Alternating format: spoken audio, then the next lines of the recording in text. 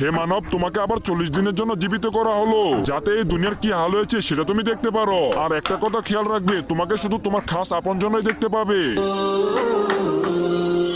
আরে ওই তো আমার বন্ধু, ওর সাথে কথা বলি। আরে বন্ধু এইদিকে দেখ, আমি আইছি। বন্ধু কথা শোনস না? বন্ধু আমার তো মনে হচ্ছে ও আমাকে শুনতে পাচ্ছে না। আরে ওই তো মুস্তাকিমের ছেলে, ওর সাথে কথা বলি। আরে কামরুল শোনো।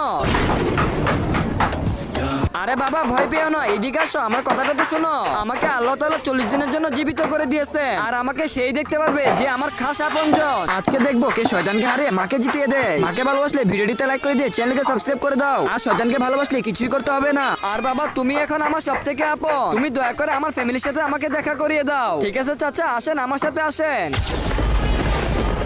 চাচা ওই দেখেন আপনার ছেলে বসে আছে। আরে শান্ত, তুমি এখানে বসে জুয়া খেলতেছো? তুমি কি ভুলে গেছো যে তোমার বাবা